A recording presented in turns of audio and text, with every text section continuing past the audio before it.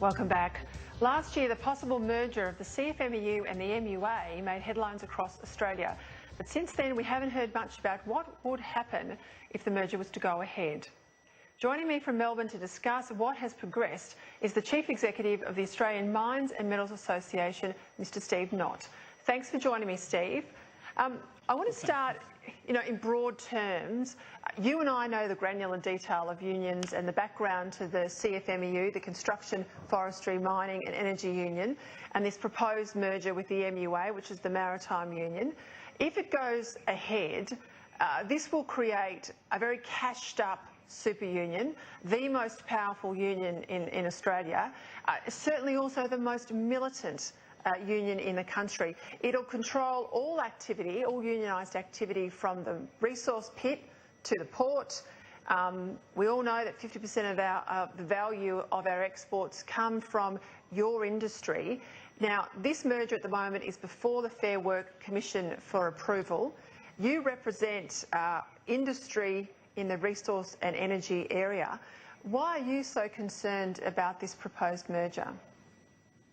Well, it's a bit like history repeating itself. There have been 3 royal commissions into the conduct of the CFMEU in particular in the building industry, and all 3 have come down with the same findings. If you go back to Giles in New South Wales in the early 90s, Cole early 2000s, and more recently Hayden. And all they want is the unions to comply with the law. It's not rocket science. But the business model, particularly of the CFMEU in building and construction sites in the CBT, is to break the law. And they've currently got 50 civil proceedings on foot. And the MUA are no shrinking violets either when it comes to holding things up on our wharves. So you bring them both together. It's not really a merger at all. That's how it's been promoted. It's really a CFMEU takeover because the majority of the members will be CFMEU. Only about 15% will be MUA members. And the intimidation, the coercion, the threats to family members, public servants, it doesn't do well for us as an industry trying to attract kids from school, men and women, science, engineering, technology, maths, to see those images on TV of middle-aged men behaving badly. Well, I've got some images to show you just on that point. The CFMEU and the MUA have put out a video to promote this proposed merger. I'm going to show you a little grab of it now, and you can see the thuggish behaviour on display.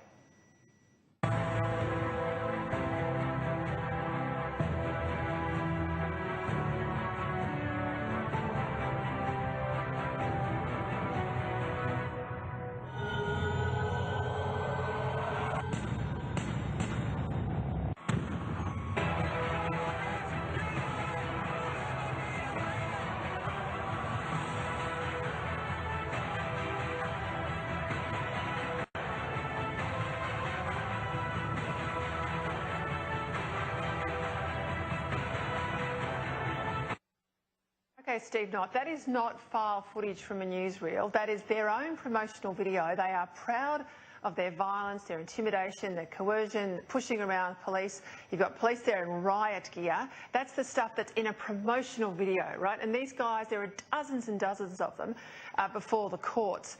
No Australian can watch that and think that that's good for our country.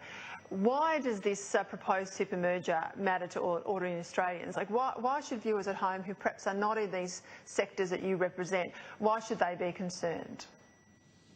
Well, the sad thing is people codify things that it's only industrial relations behaviour. That imagery of the police being charged on the picket line at Grocon, the thing that really enlightened the public concerns there were the horses being subject to this aggressive behaviour. So people make excuses for this militancy. Even just prior to Christmas in Victoria, a Supreme Court judge, this is not a Fair Work Tribunal member, a judge said, get rid of the picket at Webb Dock. People were worried about medical supplies that would not find them because of some illegal industrial activity going on the docks. When you link that through in the resource sector, the CFMEU have coverage of dragline operators, machinery. They also have coverage of things when they go along the locomotive line. So things that are going in and out of our ports, you bring them all together, 2 lawless unions who also have international connections through the International Transport Workers Federation. They'll be able to take out a small number of people in the supply chain and damage businesses right across the economy. So it's not the sort of message we want to be sending to international investors. We've taken 30 years to shake this image of being a strike-prone country, and we can lose it pretty quickly. And I know people get lost in the numbers and so forth. People like Sally McManus recently said a company pays no tax when they paid $12 billion. That's $12,000 million in the petroleum rent resources tax since early this century. So the big stakes at play here in terms of taxation revenue, royalty revenue, but the one that really concerns me the most is the job opportunities for the kids coming through the system, the men and women who can get into really exciting careers, who will be shunned by what they see on TV with these buffoons going around with their crazy behaviour. So right now there's a decision that's imminent on whether this merger will be approved by the Fair Work Commission. The coalition government has promised to introduce via legislation a public interest test. They would not adjudicate the test. The Fair Work Commission would adjudicate the test, but the test would say, is this merger in Australia's national interest? Is it in the public interest? Now, to date, that legislation came in last year. It's sitting in the Parliament. As I said, Fair Work's about to make a decision on this, and the legislation has not even got through the Senate. Now, this is incredibly important. Why is there this logjam? Well, the decision in the Fair Work Commission will come down fairly shortly. Ourselves and the Master Builders Association have represented the employer community in this matter, so that will come down in the next few weeks.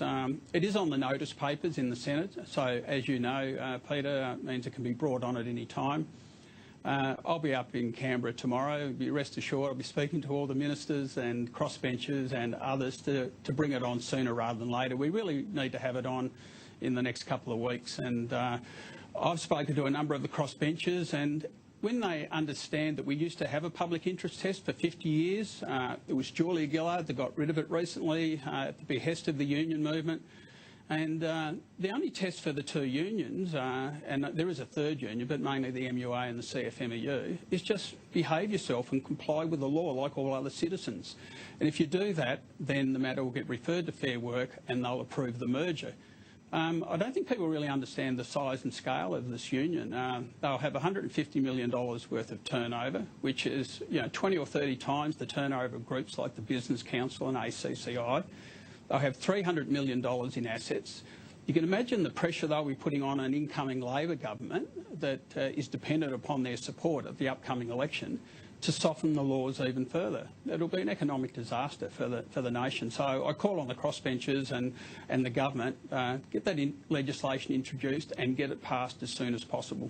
Well, just on that point, I won't go into too much detail because the workplace relations is full of jargon, but I think that's already started now because Bill Shorten at the press club last week made it very clear the unions are back in town. He expressed dissatisfaction with the Fair Work Commission, which is a Labor creation of only 4 or 5 years ago, part of a government in which he was a senior minister. He wants to get in there and change it, again, all in the union's favour. This signals, I think, a very dramatic shift in Bill Shorten's policy push for 2018, doesn't it? Well, it's taken them 6 or 7 years to realise what we said was going to happen, and that was the Fair Work legislation, and it's really just IR legislation with a fancy title, would take Australia backwards, and it has. The more regulation, the worse it gets. It's really like they've jumped in the DeLorean and gone back to the 1980s, and when unions had 1 in 2 members. And the Industrial Relations Club, for your viewers, that's unions, employer groups like ours, and the Industrial Relations Tribunal that under Labor is stacked to the gills with ex-union officials, determine the outcomes. Now, in 1999, we were arguing we need to move much quicker than that. Even then, the world moves pretty quickly. You can't go through the centralised system. You need people to be nimble and agile. 2018, even more so. To suggest we should go back to the 70s and 80s from an IR point of view is just nonsense. Well, this is the issue with Labor. I mean, this is the system they created. This is their umpire. They don't like the umpire and penalty rates, and now they want to change it in relation to generalised enterprise bargaining. But just let me go to another issue where I want to pick up something Bill Shorten's been doing. All the way through the Queensland state election campaign, he was very much in support of jobs in North Queensland and Adani. Now that he's fighting a fight with the Greens in Victoria in the seat of Batman, he's now changing his tune, and he's gone, I think, as far as you can go without ruling out Adani at this stage, but he's gone right up into that line. Just where do you sit on the issue of Adani? It's a lot of resource jobs in North Queensland. This has got to be concerning, the recent comments from the Leader of the Opposition. Well, it is, and I'll just upfront disclose that Adani are members of ours and we have people working with them on that project. They've got about 800 people on the job already. Another 7,000 will be created, and then the royalty and taxation revenue for decades to come. Now, the people in Batman, obviously, are 2,000 kilometres away. They'll never go near the Adani mine. And, you know, they'll probably complain when we have power shortages, which we have in Victoria recently, when it goes off for a couple of hours. Spare a thought for the people in India who, if they don't get that coal, 100 million people, you know, the opportunity for them to have electricity, and we can supply that to them. If we don't supply it to them, somebody else will. So it's been through all the federal government, state government approval processes.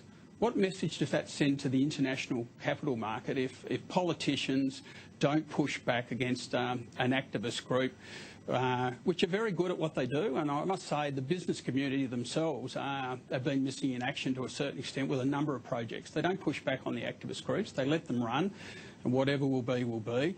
And ultimately, public opinion shifts and investment decisions shift. The business community need to put their hand in their pocket and start highlighting the benefits and the nonsense that is peddled in relation to environmental damage when quite clearly all the approvals, and they're the strictest ones ever in Australia, have been gone through for that Adani project.